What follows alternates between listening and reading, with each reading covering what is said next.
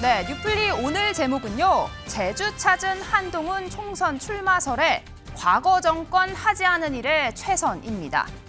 현대사에서 한국 전쟁 다음으로 인명피해가 많았던 제주 4.3 사건, 이 재심으로 무죄 판결을 받아 명예를 회복한 군사재판 수용인 1,000명을 넘어섰는데요.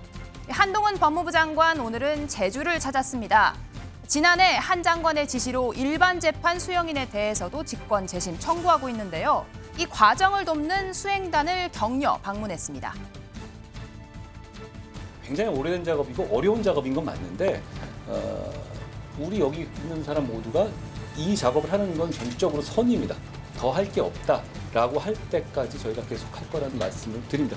저희는 열심히 하고 싶습니다. 그게 진심입니다. 네, 이 자리에서 한 장관, 우리 정부는 국민의 억울함을 해결하는데 감성적인 말을 앞세우기보다 실질적으로 도와드리고 있다라며 과거 정권이 하지 않았던 이유는 단 한 가지, 손이 많이 가기 때문이라고 비판했습니다. 이 총선 출마 여부를 묻는 질문이 물 건너 제주에서도 이어졌는데요.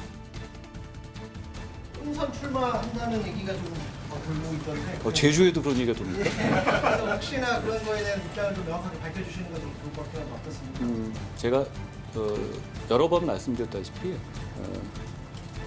저는 어렸을 때부터 누가 뭐 하고 싶으냐 물으면 하고 싶은 게 없었어요. 그리고 뭐가 되고 싶었던 적이 지금까지 없습니다. 그런데 제가 하고 싶은 일이 굉장히 많습니다. 이런 일 하고 싶습니다. 그리고 저는 지금 이런 일을 열심히 하기 위해서 최선을 다하고 있고 그 과정에서 제가 뭘 하고 싶고 뭘 해야 된다? 그게 뭐가 중요하겠습니까? 저는 법무장관으로서 지금 제가 하고 있는 일을 더 열심히 더 선의를 가지고 할 수 있도록 그냥 하루하루 노력하겠습니다. 네, 그렇지만 사실은요, 제주 4.3 사건의 역사 문제, 전통적인 야당의 이슈입니다. 앞서 국민의힘은 제주 4.3 사건을 폄하하는 발언을 거듭했던 최고위원들 징계하면서 입단속에 나서기도 했는데요. 4.3 사건의 장본인인 김일성 정권에 한때 몸담궜던 사람으로서 제주 4.3 사건에서 희생된 유가족분들과 희생자분들을 위해서 진심으로 무릎을 꿇고 용서를 빕니다.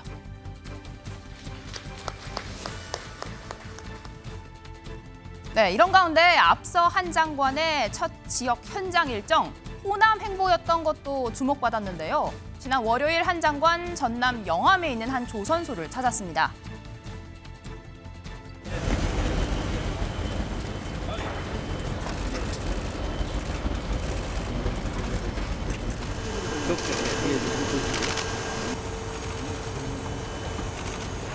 한국말을 전혀 못하는 영어도 좀 안 되고 그렇죠. 많이 더우실 것 같아요. Are you okay?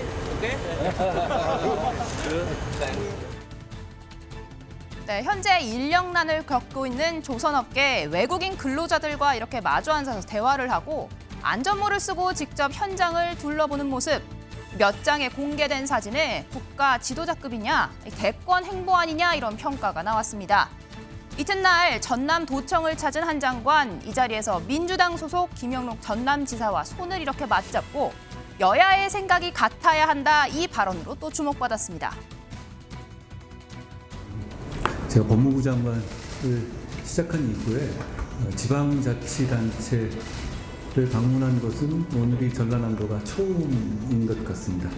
국민을 안전하고 잘 살게 하는데 중앙정부와 지방정부 그리고 여당과 야당의 생각은 같아야 한다고 생각합니다. 기술 수준 최고이고 수주 잔량이 쌓여 있는데 용접을 할 사람이 없어서 그 납기를 못 맞추는 현실이잖아요. 지금 이게 물이 막 들어오고 있잖아요. 그런데 노 젓는 사람이, 노 저을 사람이 없는 게 지금의 상황이라고 생각합니다. 네, 한 장관 발언에 여러 해석이 나오는 가운데 어제는 한 장관이 총선의 뜻을 접었다 이런 이야기가 또 뉴스가 됐습니다. 상당히 신빙성 있는 말입니다. 대통령께서도 그 한 장관이 그렇게 말씀을 하시니까 양해를 했다는 그런 말이죠. 그렇다고 해서 이것이 확정적인 것은 아니고 이 선거가 다가올수록 여러 가지 변화가 발생하지 않습니까? 이분이 지금 쓰시는 언어가 법률가 행정가의 언어가 아니라 정치인 여의도의 언어를 쓰고 계시잖아요. 만나시는 분들, 지인들이 대부분이 다 전해주기로는 선거 출마한다 얘기하고 조응천 의원이 어느 방송에서 그랬더라고요. 이분이 뭐 한 1000%다 출마할 가능성. 그래서 제가 어느 방송에 가서 그랬어요. 저는 묻고 더블어 2000%로 총선 출마한다 얘기했어요. 네, 오늘 일정 이 제주도였죠. 원희룡 국토부 장관이 앞서 도지사를 지낸 곳이기도 한데요. 최근 양평도로 백지화 선언 라이벌 한동훈 장관을 의식한 결과가 아니냐. 이 두 재권 주자를 놓고 비교 평가가 이어지고 있습니다. 근데 한동훈 장관은 뭐냐면 윤석열 대통령 태양. 거기에 이제 돋보기거든요. 그런데 제2의 한동훈은 종이에요. 태양이 돋보기를 총하면 종이는 타잖아. 그래서 뭐든지 제2, 뭐 짝퉁, 모조 이런 거는 차체 발광이 안 돼. 30몇 프로 국정 지지율의 일부가 한동훈 대신 제일 많죠. 그다음에 거기서 또 한동훈 지지자들의 일부가 원희룡.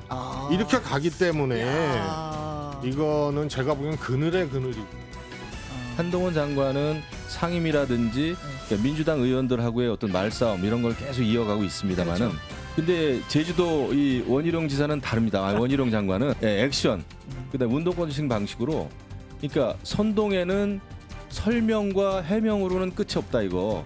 제대로 운동권식으로 이번에 한번 대응을 했는데 이게 먹힌 겁니다.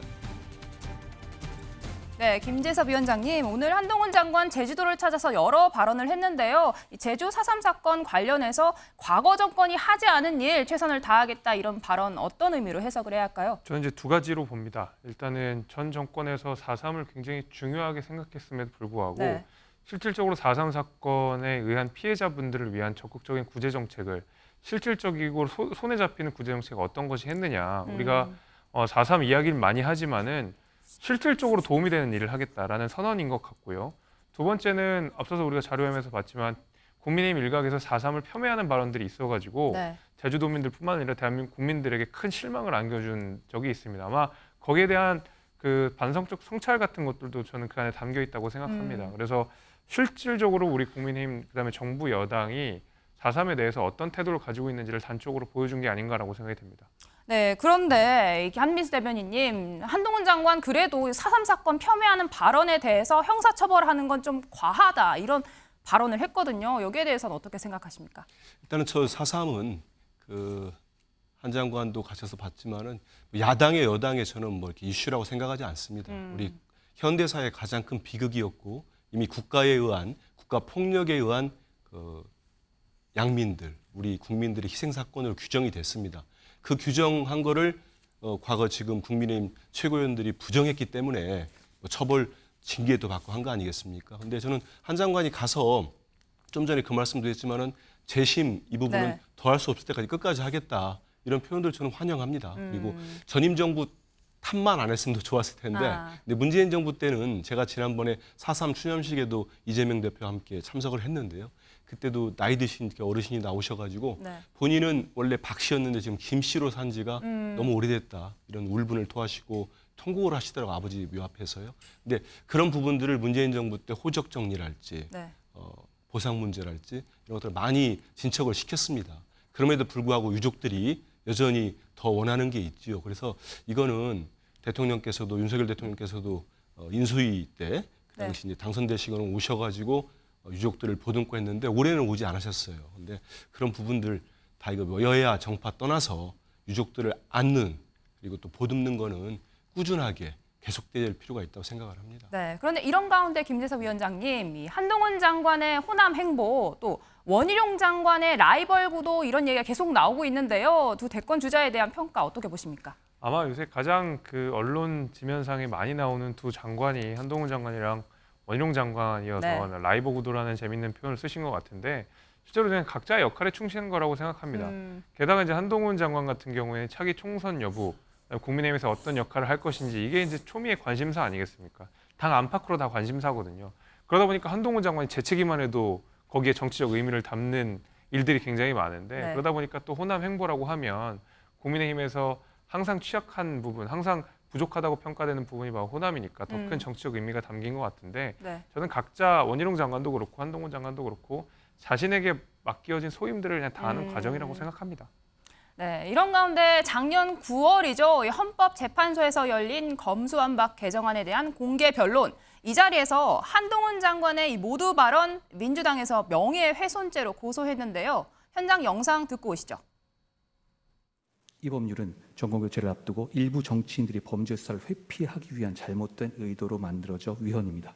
대선에서 패하고 정권교체가 다가오자 민주당 의원들은 갑자기 검찰수사권 폐지 법안을 발의했습니다. 당시 민주당 박홍근 원내대표는 검찰로부터 수사권 분리를 주장하며 반드시 문재인 대통령과 이재명 상임고문을 지켜내겠다고 공언했습니다. 일부 정치인들을 지키겠다고 공개적으로 선언하고 추진한 입법이 정권교체 직전에 마치 청야전술을 하듯이 결행된 것입니다. 네, 양진 변호사님, 한 장관의 발언 민주당에서는 명예훼손죄로 고소했는데 어제 경찰이 불송치 결정을 내렸죠? 맞습니다. 말씀해 주신 것처럼 9월에 저런 발언이 있었습니다. 일부 정치인들이 범죄 수사를 회피하기 위한 용도로 이렇게 추진이 됐다라는 말을 했는데요. 이 발언이 있은 직후에 민주당에서 이제 명예훼손이다라면서 이제 고소를 한 겁니다. 일단은 경찰에서는 혐의 없음으로 불송치 결정을 내렸습니다. 일단은 명예훼손이 성립하기 위해서는 그 대상이 특정이 돼야 되고요. 그리고 비방의 의도, 명예훼손의 이제 고의가 있어야 됩니다. 그리고 사실 또는 허위 사실의 적시가 있어야 되는데요. 경찰의 입장은 그렇습니다. 이 사실과 허위 사실이 적시가 되지 않았다라는 겁니다. 그 내용은 한동훈 장관의 이제 개인적인 의견인 것이고 명예훼손죄가 성립하는 구성 요건 중에 하나인 사실 또는 허위 사실의 적시가 충족이 되지 않았기 때문에 명예훼손죄가 성립이 되지 않는다. 혐의 없음으로 종결을 내렸습니다. 네, 말씀 잘 들었습니다. 오늘 뉴플리 여기까지입니다.